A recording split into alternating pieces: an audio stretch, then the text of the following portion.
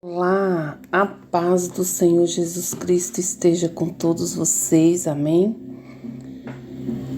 Hoje vou falar sobre deixando o passado para trás. Passado é tudo que já passou. O passado, assim como o presente, é parte da nossa história. Cada experiência vivida nos transforma de alguma maneira e todas são fragmentos de quem somos hoje. Entretanto, é importante ter cuidado para que as memórias não se tornem impedimentos para viver plenamente o propósito de Deus em sua vida. Te pergunto hoje, que história deseja contar da sua história? De uma pessoa que aprendeu com o passado ou que se prendeu a ele alternamente? Viver em função do que passou é o mesmo que abrir espaço para remoer seus dramas, retroalimentar suas crenças limitantes, viver preso a amarras espirituais, sentimentos como a culpa, a mágoa, a insegurança, remorso e tantos outros podem fazer com que sua visão se torne tendenciosa, limitando e negativando a interpretação dos acontecimentos e, consequentemente, minando sua capacidade de seguir em frente. Saiba que, mesmo que não possa voltar atrás e mudar o que aconteceu, o Senhor Jesus te convida a viver um novo recomeço. Por isso, se você viveu qualquer tipo de situação no passado que te fez sofrer ou sente vergonha, considere-a como fonte de experiência e aprendizado para te tornar mais forte e se conhecer cada vez mais. Não é porque as coisas não aconteceram como gostaria que isso irá se repetir no presente ou futuro. Isaías 43:18 diz: Esqueça o que se foi, não vivam no passado. Se você mudar, com certeza as coisas mudarão. Em Efésios capítulo 4, versículo 22, está escrito: Portanto, abandonem a velha natureza de vocês, que fazia com que vocês vivessem uma vida de pecados e que estava sendo destruída pelos seus desejos enganosos. Efésios capítulo 15, versículo 15 ao 17 diz: Portanto, prestem atenção na sua maneira de viver. Não vivam como os ignorantes, mas como os sábios. Os dias em que vivemos são maus, por isso aproveitem bem todas as oportunidades que você tem. Não haja como pessoas sem juízo, mas procurem entender o que o Senhor quer que vocês façam. Não sejam como Judas Iscariotes, que deixou ser dominado por seus desejos enganosos e pensamentos confusos, amando mais ao dinheiro mais do que a Deus. Vamos comigo saber o verdadeiro significado do nome de Judas Iscariotes, quem ele realmente era. Existiam nos tempos de Jesus vários grupos judaicos diferentes, como o grupo dos saduceus, fariseus, zelotes, essênios, e existia o grupo dos sicários. E esse grupo dos sicários era um grupo que os soldados romanos tinham medo deles, bastante medo mesmo, porque os sicários, eles eram um grupo revolucionário que queria tomar toda a nação de Israel da mão dos romanos pela guerra. E eles eram mestres em fazer emboscadas para os soldados romanos. Eles andavam com um punhal escondido nas roupas e gostavam de aglomeração de pessoas para fazer os soldados romanos, para pegar os soldados romanos e cortar a garganta deles. Porque no meio de tanta gente não sabia quem era sicário ou quem não era sicário, e assim esse grupo aterrorizava muito a vida dos soldados romanos. Então nós entendemos que Judas Iscariotes fazia parte desse grupo judaico dos sicários, por causa do sobrenome dele, mas que na verdade é algo que o identifica esse Judas. Em hebraico, o nome Judas na verdade é Yehudá, que quer dizer aquele que louva a Deus. Mas Iscariotes não é sobrenome. Vamos ver no hebraico para entendermos o que significa Iscariotes. Iscariotes é um nome, conforme os nomes bíblicos, ele identifica quem é a pessoa. A Bíblia está falando de um Yehudá específico. O Yehudá Iscariote que era o discípulo de Jesus.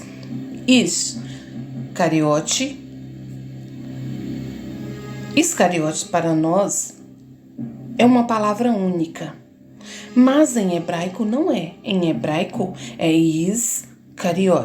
São duas palavras. Is significa homem, cariote significa adaga, significa sicária, significa punhal. Então o Judas, que a Bíblia está se referindo, era aquele que carregava o punhal, a sicária, a adaga. Por isso nós entendemos que Judas fazia parte do grupo dos sicários. Era um grupo um pouco violento ali na nação de Israel. Iscariotes não é sobrenome. No hebraico, é uma identificação para aquele Judas específico. E Eudá, Judas Iscariotes, o homem que carregava a sicária, a adaga, punhal. Judas foi um dos apóstolos de Jesus Cristo. Nos evangelhos, Judas é apresentado como traidor. Ele vendeu Jesus às autoridades por 30 moedas de prata, como está escrito em Mateus 26, 15b. E eles pagaram 30 moedas de prata. Judas nasceu em Queirote, na região da Judéia, diferentemente dos outros discípulos que nasceram na Galileia. Filho de Simão, foi um dos primeiros escolhido por Jesus Cristo. Por ter melhor conhecimento nas letras e números, tornou-se o tesoureiro dos apóstolos. Foi designado para cuidar do dinheiro do grupo, porém ele roubava do que era depositado nela. Veja em João capítulo 12, versículos 5 e 6. Este perfume vale mais de 300 moedas de prata. Por que não foi vendido e o dinheiro dado aos pobres? Judas disse isso não porque tivesse pena dos pobres, mas porque era ladrão. Ele tomava conta da bolsa de dinheiro e costumava tirar do que punha nela. Mas, assim como os outros discípulos, ele deixou tudo para seguir Jesus Cristo. Judas estava ativamente envolvido com o ministério e foram dados dons espirituais memoráveis a ele. No Evangelho de Lucas, capítulo 9, versículo 1 e 2, está escrito: Jesus chamou os discípulos e lhes deu poder e autoridade para expulsar todos os demônios e curar doenças. Então os enviou para anunciarem o reino de Deus e curarem os doentes. Ele tinha recebido o dom de curar e ele exerceu autoridade sobre demônios. Ele andou com Jesus, testemunhou os milagres diretamente. Quando Jesus alimentou a multidão, Judas estava presente. Ele tomou os pães e distribuiu junto com os outros discípulos. Quando Jesus acalmou a tempestade e ressuscitou Lázaro dentre os mortos, Judas estava lá. Ele também ouviu os ensinamentos de Jesus. Ouviu o sermão da montanha, então ele sabia que existia um caminho estreito que leva à vida e um caminho largo que leva à destruição. Ouviu os avisos que Jesus deu aos fariseus. Ele sabia que existia um inferno para evitar e um céu para ganhar. Ouviu a parábola do filho pródigo.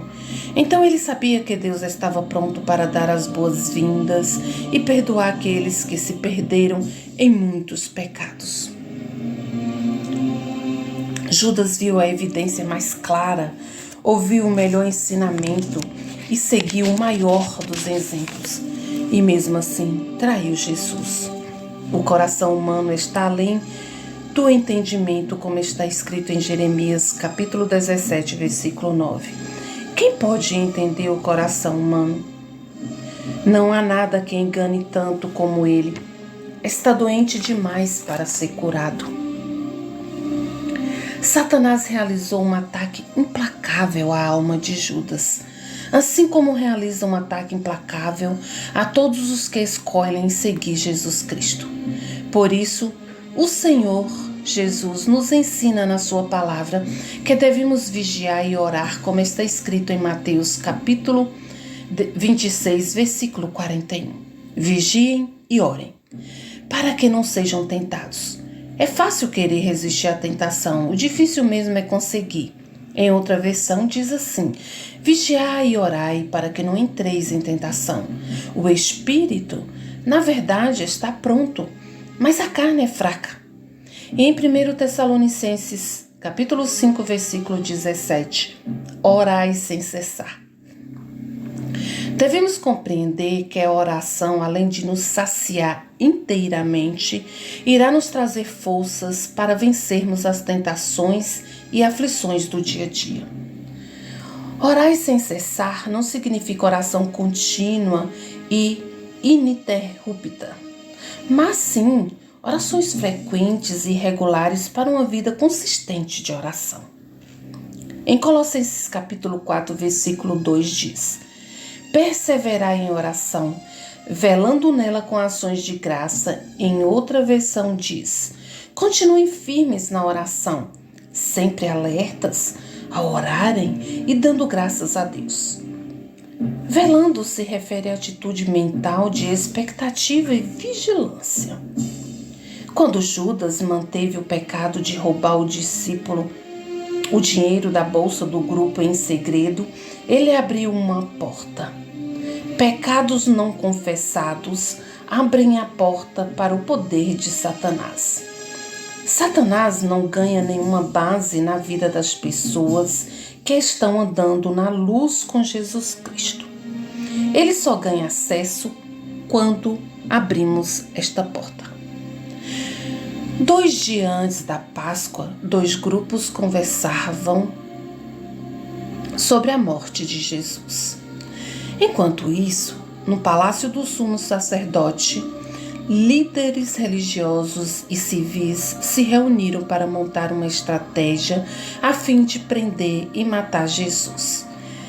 Em Mateus, capítulo 26, versículo 3 e 4, está escrito: o chefe dos sacerdotes e os líderes judeus se reuniram no palácio de Caifás, o grande sacerdote, e fizeram um plano para prender Jesus em segredo e matá-lo. O maior desafio daquele negócio sórdido era pegá-lo sozinho, isolado das multidões. Se eles o prendessem enquanto Jesus ensinava no templo, os líderes judeus corriam o risco de dar início a uma revolta. Em Mateus, capítulo 26, versículo 5 diz: eles diziam: não vamos fazer isso durante a festa para não haver uma revolta no meio do povo. O que faria as autoridades romanas baixarem a cabeça. Judas, motivado por influência maligna e por dinheiro, procurou uma oportunidade de entregar Jesus. Veja em Mateus capítulo 26, versículo 14 ao 16. Então, um dos 12, chamado Judas Iscariotes, dirigiu-se aos chefes dos sacerdotes e lhes perguntou: o que me darão se eu entregar a vocês? E lhes fixaram o preço, 30 moedas de prata. Desse momento em diante, Judas passou a procurar uma oportunidade para entregá-lo. Que tipo de pensamento confuso transformou o homem escolhido para ser embaixador de Cristo em seu traidor por meras 30 moedas de prata? Esses 3 fatores podem ter contribuído para Judas se tornar um traidor. Primeiro fator: Judas estava decepcionado com os planos de Jesus Cristo para o reino de Deus. Ele não conseguiu ver o reino de Deus como uma comunidade espiritual.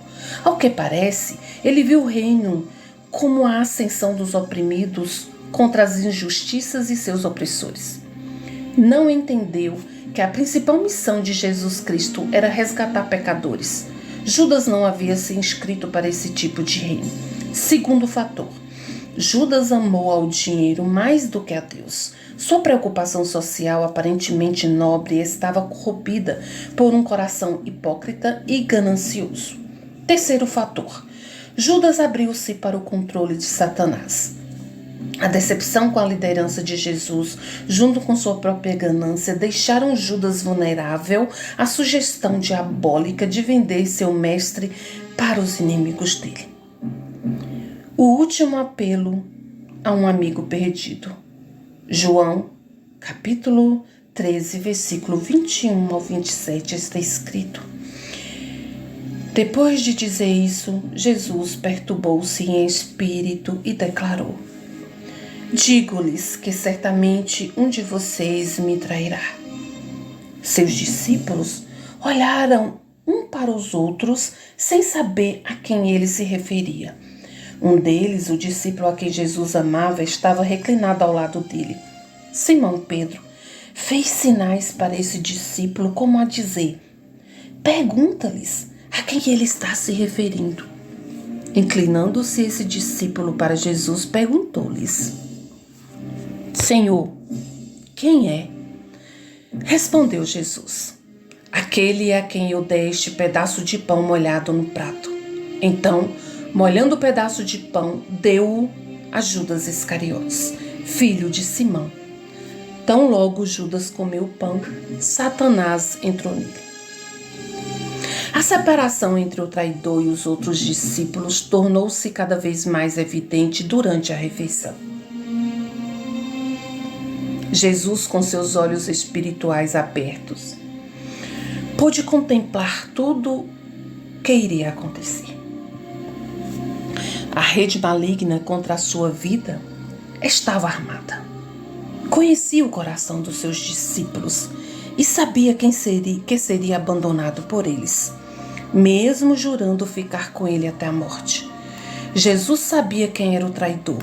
Sabia também do plano que o Satanás tinha colocado no coração de Judas e o avisou, como está escrito em Marcos, capítulo 14, versículo 21b.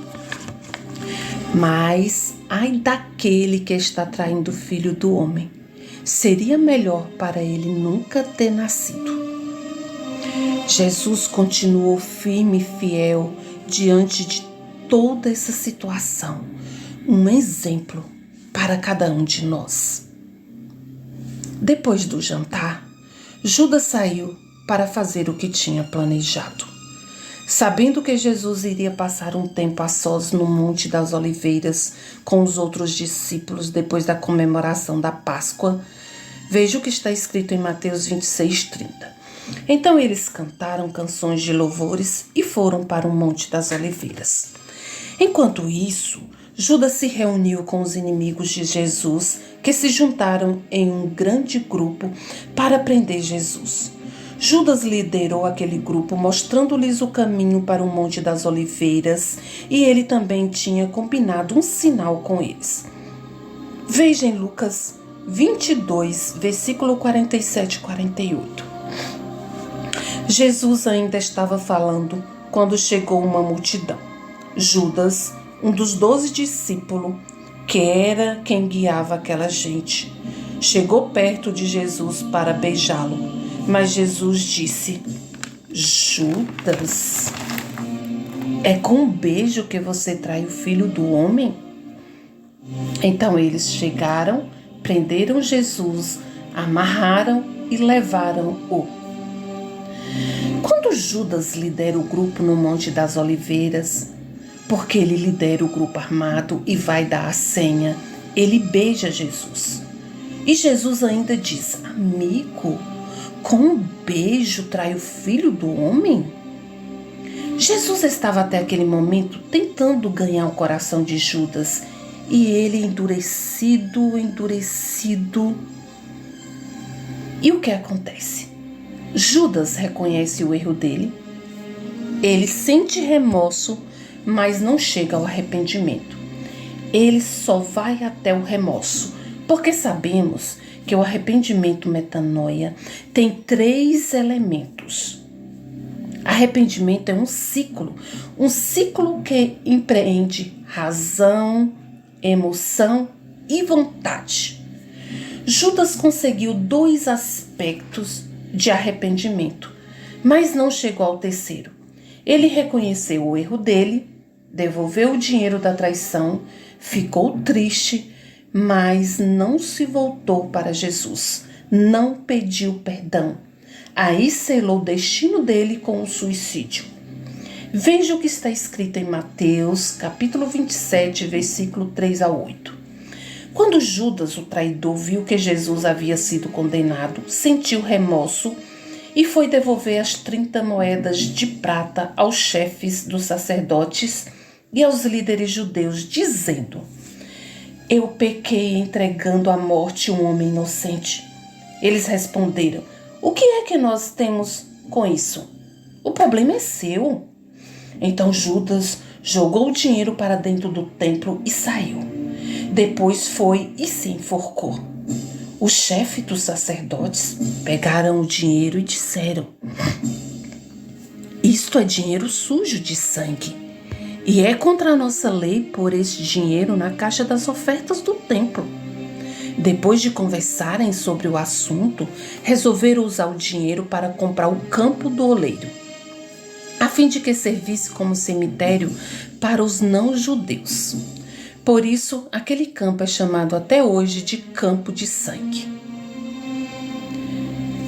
Se olharmos o pecado de Judas e de Pedro, o grau é o mesmo. Judas o traiu. Pedro o negou por 3 vezes, negou reiteradamente, negou com blasfêmia. Em Mateus 26, versículos 74 e 75 está escrito: então Pedro disse: juro que não conheço esse homem. Que Deus me castigue se não estou dizendo a verdade. Naquele mesmo instante o galo cantou e Pedro lembrou que Jesus tinha dito: antes que o galo cante, você dirá 3 vezes que não me conhece. Mas Pedro se arrependeu e voltou e foi perdoado. Em Mateus capítulo 26, versículo 75b, está escrito: então Pedro saiu dali e chorou amargamente. Ambos, em seus pecados, permaneceram até serem despertados por algum evento que abriu seus olhos. Judas despertou para o pecado que cometeram ao perceber que Jesus havia sido condenado. Pedro despertou ao ouvir o cantar do galo sobre o qual Jesus havia falado. Por ter sentido remorso e não o verdadeiro arrependimento, Judas procura consertar o erro do jeito dele. Recorre à lei e afirma ter traído sangue inocente, devolvendo as moedas que recebera e saindo dali para se enforcar. Pedro, apesar de reconhecer o terrível pecado que cometera, não quis resolver tudo do seu jeito, nem recorreu ao legalismo, mas recorreu à graça e ao perdão do Espírito que vivifica, como está escrito em 2 Coríntios, no capítulo 3, versículo 6. É Ele quem nos torna capazes de servir a nova aliança, que tem como base não a lei escrita, mas o Espírito de Deus. A lei escrita mata, mas o Espírito de Deus dá a vida. Pedro buscou em Jesus e em seus irmãos da fé forças para seguir em frente. Pedro se arrependeu e escolheu permanecer com Jesus Cristo. Percebemos então que não importa a gravidade do pecado que cometemos, mas sim o que escolhemos fazer depois que percebemos a transgressão.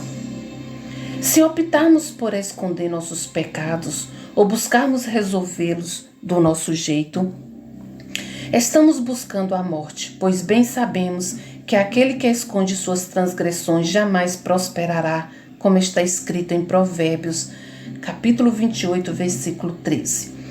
Quem tenta esconder os seus pecados não terá sucesso na vida, mas Deus tem misericórdia de quem confessa os seus pecados e os abandona.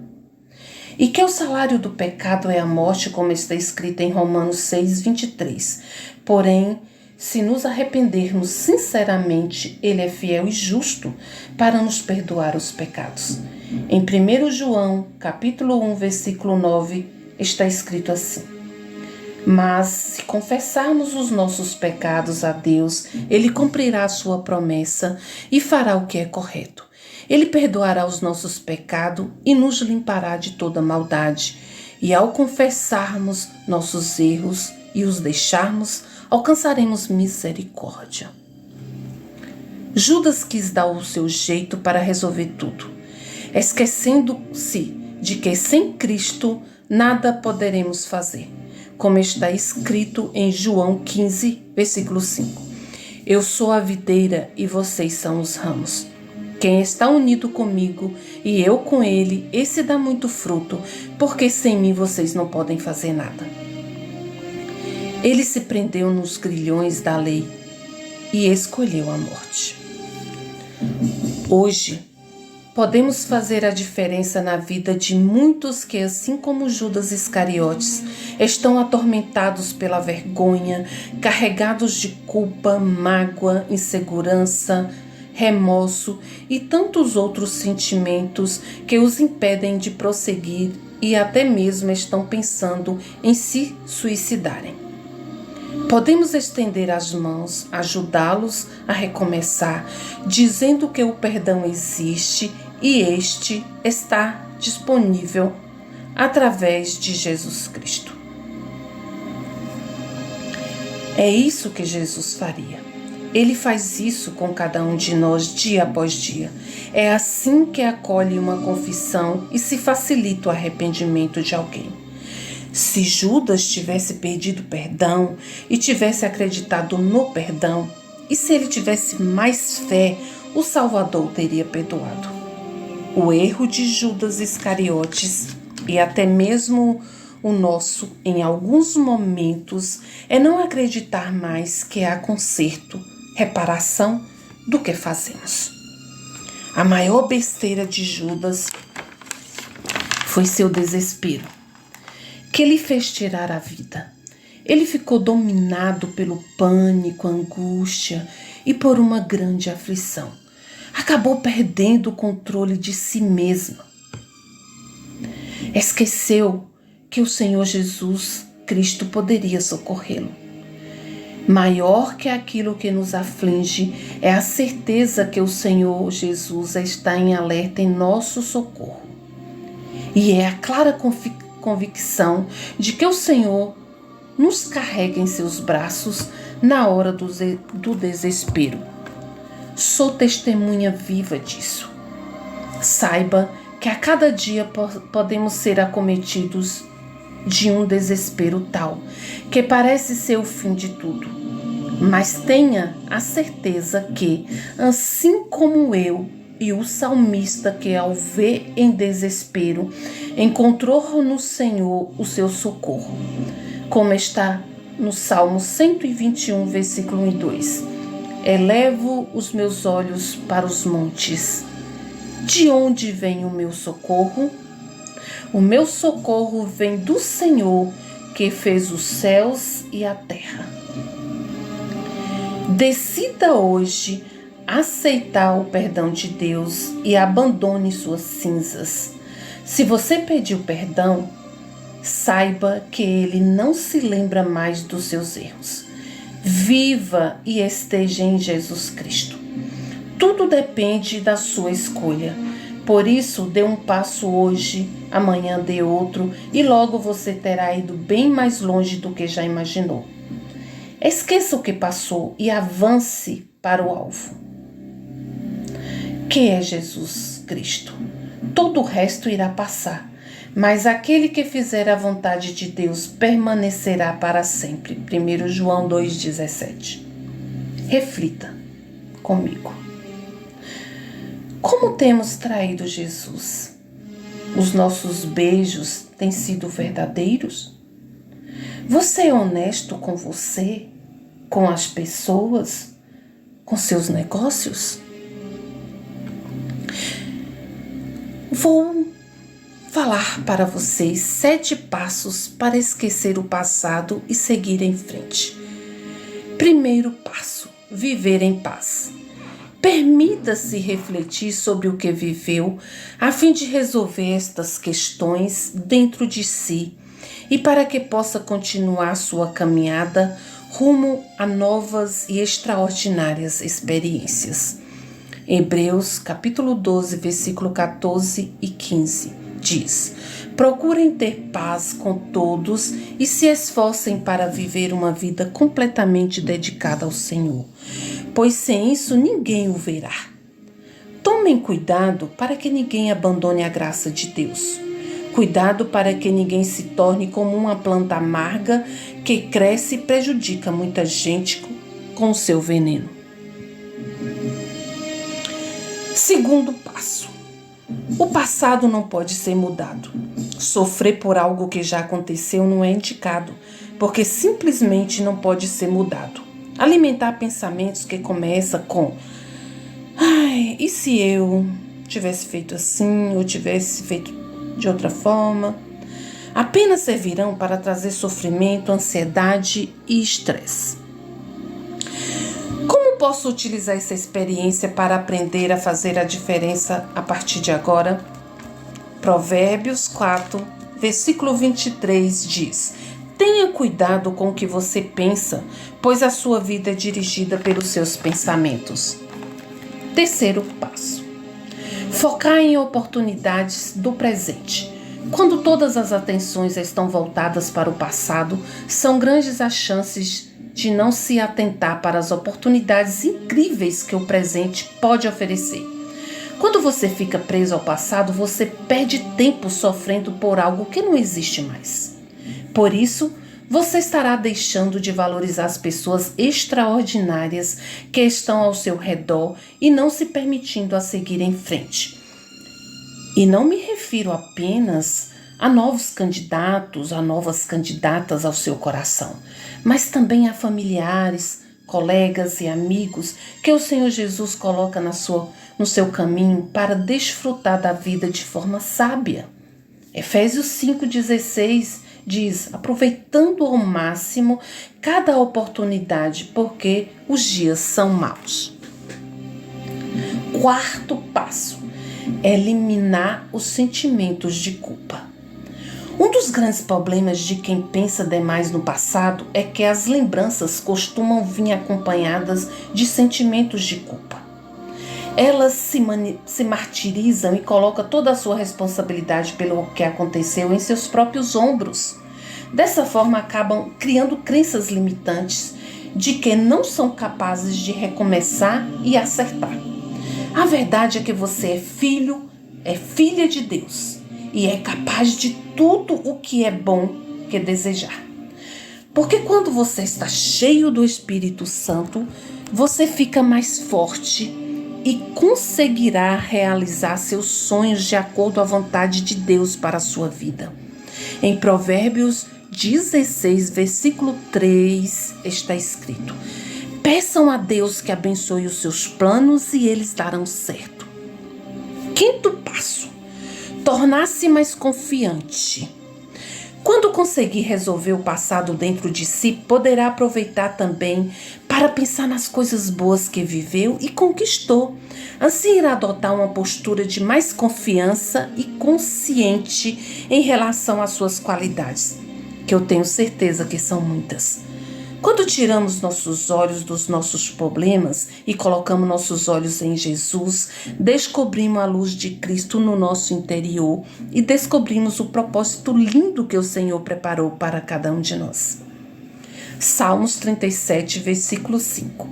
Entregue o seu caminho ao Senhor, confie nele e ele agirá. Sexto passo: repensar as expectativas. Assim como pensar demais no passado não é positivo, fazer o mesmo em relação ao futuro também não é. Pois o excesso de ansiedade irá tirar seu foco em relação às possibilidades do seu agora. Por isso o Senhor nos diz em Mateus capítulo 6, versículo 34. Portanto, não se preocupem com o amanhã, pois o amanhã trará suas próprias preocupações. Basta a cada dia o seu próprio mal. Ao deixar o passado para trás, irá aprender a valorizar mais o presente, que é um momento em que você realmente pode fazer a diferença e mudar. É necessário ter paciência, sabedoria e flexibilidade. Tudo tem o tempo determinado para cada coisa acontecer na nossa vida. Eclesiastes 3:11. Deus marcou o tempo certo para cada coisa. Tempo é vida e a vida é feita de tempo. 7º passo: ser feliz. Adote pensamentos positivos em relação a si mesmo. Aprenda a viver o hoje na essência e use suas experiências passadas ao seu favor. No início, é natural que se sinta desafiado ou desafiada, até que consiga virar a chave de uma vez por todas e assim mudar a forma com a qual enxerga o passado. Mantenha firme em direção ao seu objetivo e apresenta todos os planos a Deus e eles darão certo. Assim você irá alcançá-lo. O melhor a fazer é aprender com o que você viveu e seguir em frente, sem culpa, sem mágoa e ressentimentos. Viva o hoje e desfrute das oportunidades que o Senhor Jesus te oferece. Isaías 43, 18 e 19. Esqueçam o que se foi. Não vivam no passado. Vejam, estou fazendo uma coisa nova. Ela já está surgindo. Vocês não o reconhecem? Até no deserto vou abrir um caminho e riacho no ermo.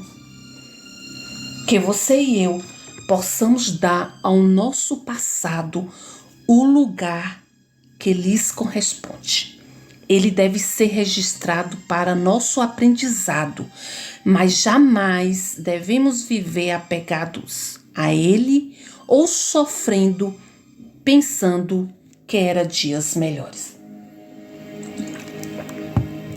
O Senhor Deus nos chama a viver o presente, sem esquecer o que o passado nos ensinou. Por isso, só encontramos a verdadeira felicidade através de Jesus Cristo.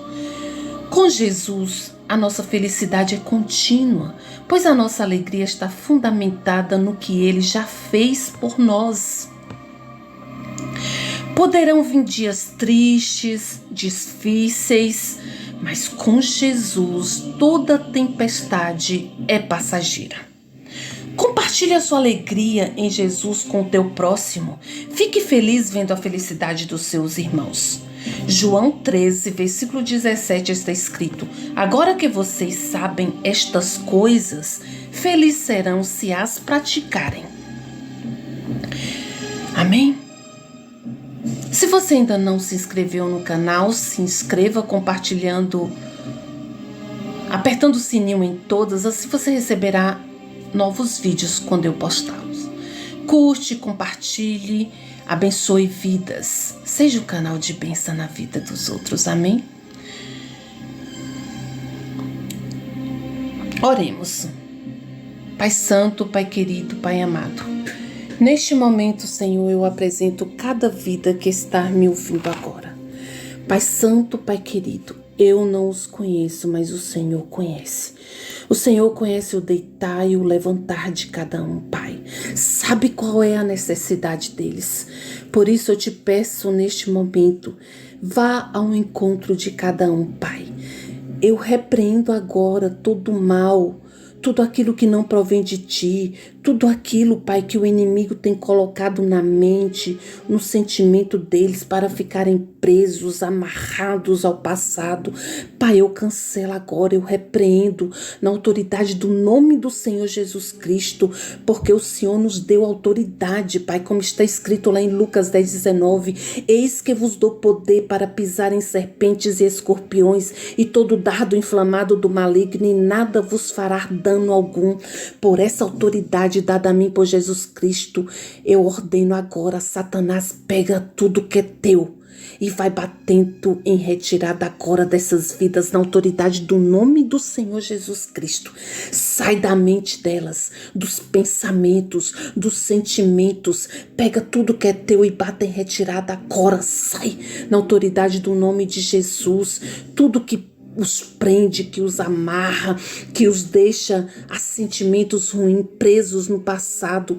Eu repreendo agora, vai pegando toda a tua bagagem, vai saindo agora na autoridade do nome do Senhor Jesus Cristo. Em nome do Senhor Jesus, Senhor, que cada um de nós agora vivamos o presente com o que aprendemos do passado, mas sem qualquer apego a ele. O sofrimento com os dias que já não voltam mais. Assim como está no Salmo 119, versículo 52, lembro-me, Senhor, das tuas ordenanças do passado e nelas acho consolo. Pai Santo, Pai querido, abençoe essas vidas. Estejam com eles em cada decisão que eles forem tomar. Pai, cure-os, liberte-os, seja cura física, seja espiritual. Pai Santo, o Senhor tem poder de fazer infinitamente, muito mais daquilo que nós pedimos, pensamos e imaginamos. Vá ao encontro, Pai. Esteja com eles, porque o Senhor é o nosso pastor e nada nos faltará. Deita-nos em verdes pastos, guiai-nos mensamente a águas tranquilas, refrigera a nossa alma, guiai-nos pela vereda da justiça, ainda que andássemos pelo vale da sombra da morte. Não temeremos mal algum, porque tu estás conosco. A tua vara e o teu cajado nos consola. Preparas uma mesa na presença dos nossos inimigos. Unge a nossa cabeça com óleo, o teu cálice transborda. Certamente que a tua bondade e as tuas misericórdias nos seguirão todos os dias das nossas vidas, para todo sempre eternamente. Amém? Que a graça do Senhor Jesus Cristo, o amor de Deus e a presença do Espírito Santo esteja com todos vocês, hoje e sempre. Glórias a Deus, aleluia. Que o Senhor Jesus continue abençoando a sua vida.